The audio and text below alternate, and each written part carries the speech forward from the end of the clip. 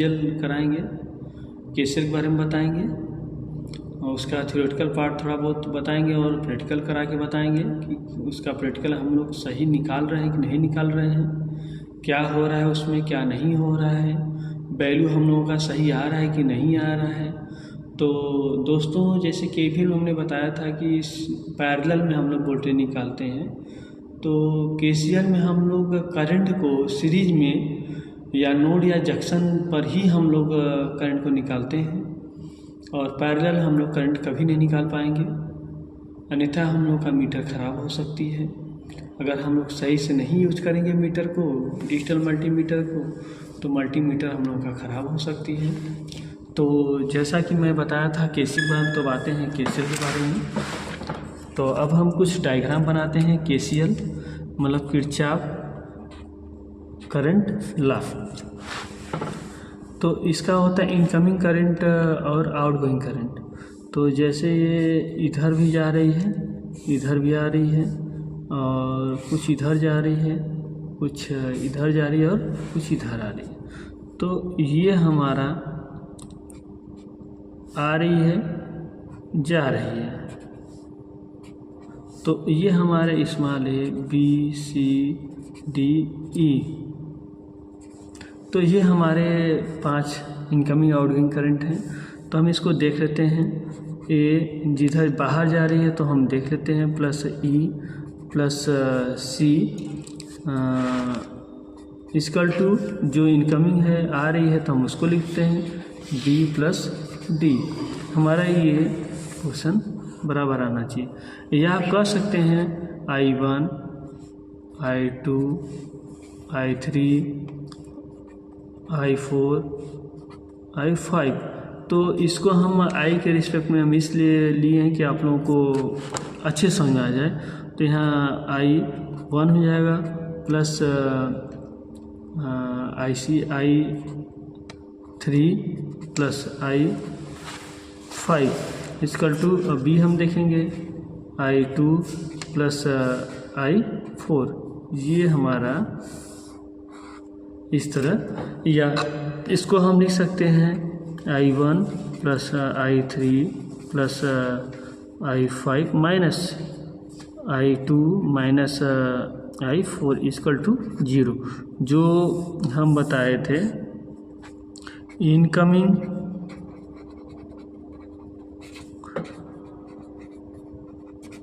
Current equal to outgoing current, ये हमारा होना चाहिए। या इनकमिंग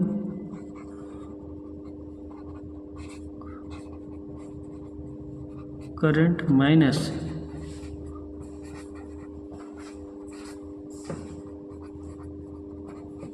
इक्वल टू 0, ये होना चाहिए। अगर ऐसा नहीं हो रहा है तो हम लोग कहीं ना कहीं मिस्टेक या गलत कर रहे हैं। तो ये हो गया। अब आगे हम लोग सर्किट देखते हैं। सर्किट देखते हैं, ये भी हमारा डीसी भी काम करता है। तो देखते हैं सर्किट।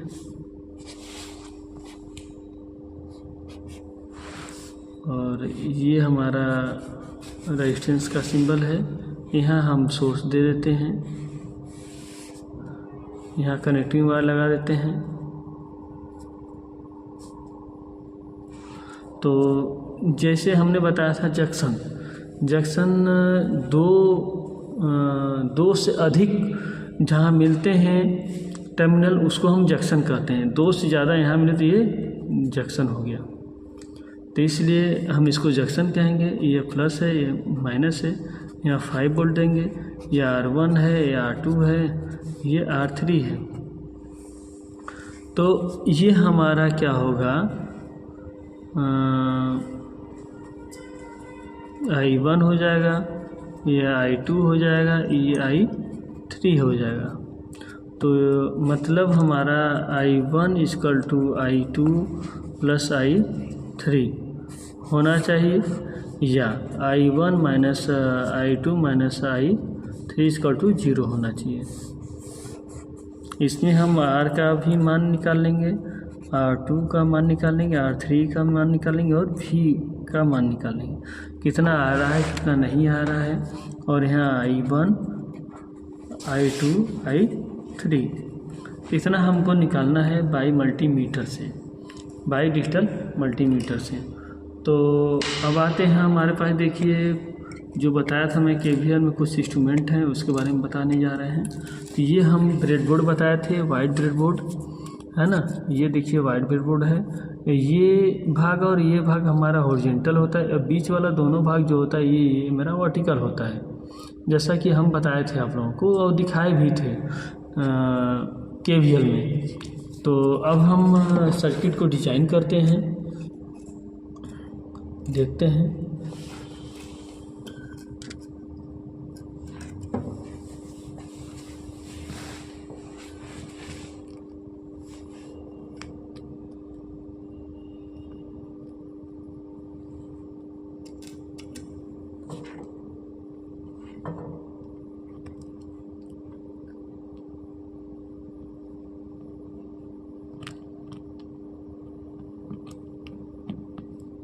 इसको बहुत आराम से लगाते हैं ताकि इसका टर्मिनल सही रहे, नहीं टूट जाएगा तो दिक्कत होगी, हम लोगों को दूसरा लेना पड़ेगा।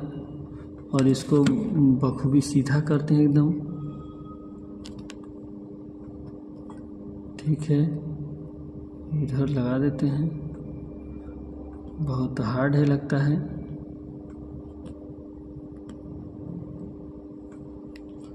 ये लग गया। अब कनेक्टिंग वायर को हम कनेक्ट कर दे रहे हैं ताकि हमारा सर्किट जो है पूरा हो जाए, ठीक है। अब आते हैं हम लोग, ये हमारा DC पावर सप्लाई है, इसके अंदर रेक्टिफायर है जो हमारा AC को DC में कन्वर्ट करता है। यहाँ पर हम 5 वोल्ट लेते हैं, अगर हम अन्यथा इतना नहीं लेंगे, ज़्यादा लेंगे तो हो सकता है मेरा डैमेज हो जाए, इसलिए हम लोग कम से कम वोल्टेज DC लिए हैं 5 वोल्ट,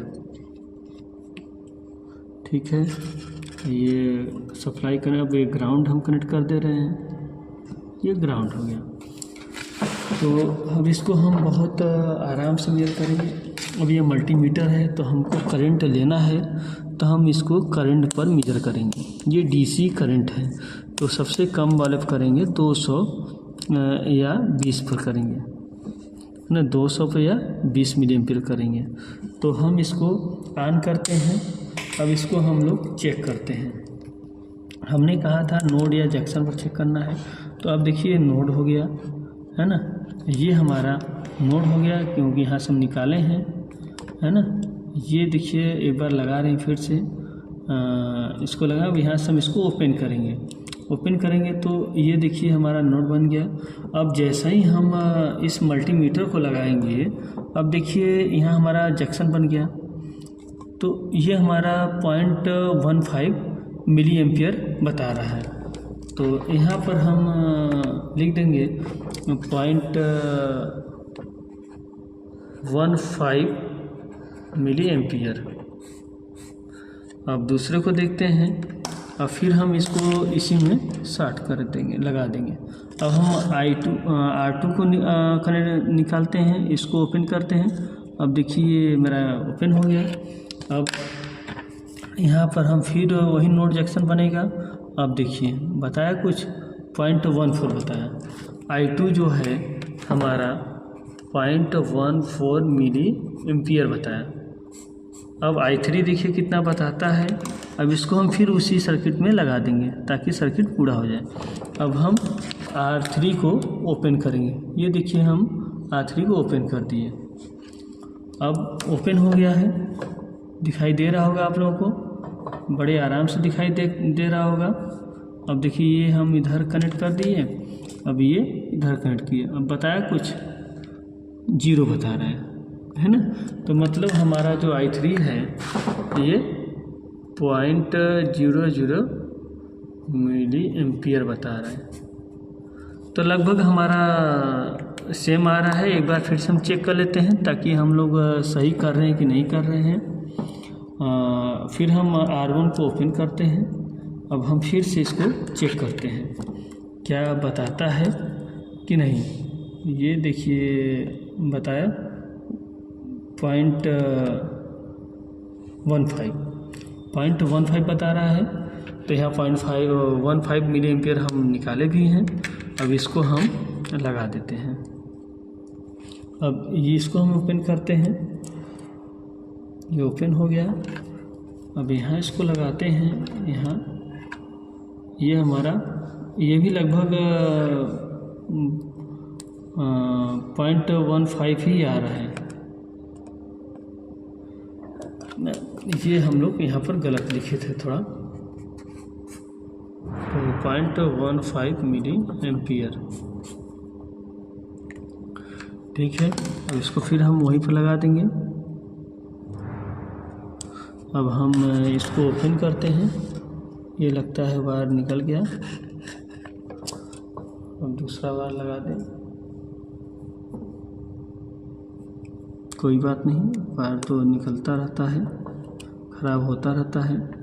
अब कई बार लग जाएगा इसमें तो ख़राब हो जाता है, निकालना लगाना, ठीक है। हम इसको ओपन करते हैं, ये ओपन हो गया। अब बहुत बारीकी से हम R3 का I3 निकाल लेते हैं। देखिए 0 बताया, यहाँ पर हम ऑलरेडी देख लीजिए एक बार फिर से, ये 0 बताया है ना। तो यहाँ पर देखिए 0 हम लिखे भी हैं। तो हम इसको कहे थे जोड़ने के लिए, तो अब हम यहाँ I1 = I2 प्लस I3, तो यहाँ I1 हमारा दिया है 0.15, ये दिया I2 हमारा 0.15 प्लस 0.0, तो हमारा ये बराबर मतलब इनकमिंग आउटगोइंग करंट हमारा 0। अगर हम इधर एक साथ कर देंगे तो 0 हो जाएगा।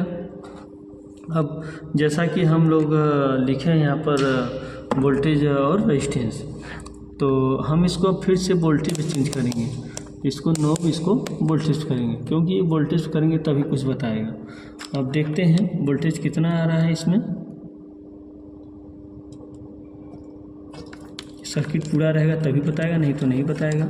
सर्किट पूरा हो गया, अब बताएगा। ये लगभग बता रहा है 4.97, तो ये हमारा 4.97 वोल्ट बता रहा है।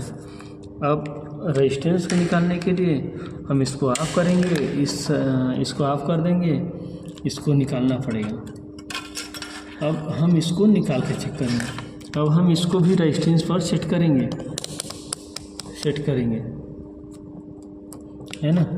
अब इसको सीधा करेंगे बढ़िया से। तो अब ये देखिए क्या बताता है, नहीं बता रहा है, तो इसको बढ़ाएंगे, इसको भी बढ़ाएंगे, ये भी नहीं बता रहा है, देख लीजिए। अब इसको और बढ़ा देंगे, अब ये हो सकता है बताए, देखिए बताया 33.2। तो हमारा जो R1 है 33.2 किलो ओम, तो ये हो गया। अब हमने दूसरा R2 ये है, अब इसको देख लेते हैं।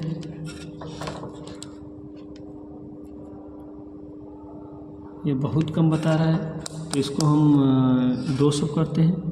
बताया ये लगभग 10.6, तो ये लगभग हमारा 10.6 बराबर, इसको हम 11 ओम लिख सकते हैं। ये R2 हो गया। अब R3 हम देखते हैं।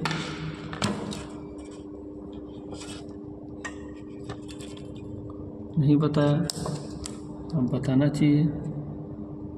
हाँ 984, मतलब ये 1 किलो ओम का है।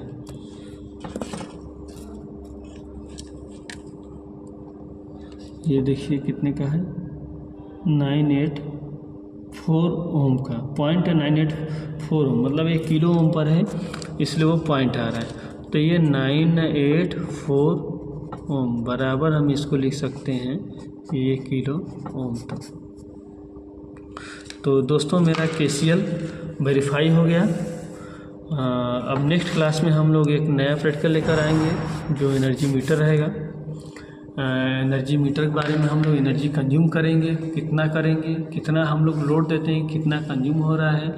एक बार थ्योरेटिकली करेंगे, एक बार प्रैक्टिकली करके देखेंगे, मिलाएंगे कि वास्तव हम लोग समान आ रहा है कि नहीं आ रहा है। वो लगभग समान ही आसपास आता है। और जानेंगे कि हम लोग घरों में जो मीटर लगा है, मीटर रीडर कैसे बिल निकालता है, कितना पैसा कहाँ लगता है, वो सब के बारे में हम लोग आने वाले क्लास में देखेंगे। थैंक यू दोस्तों।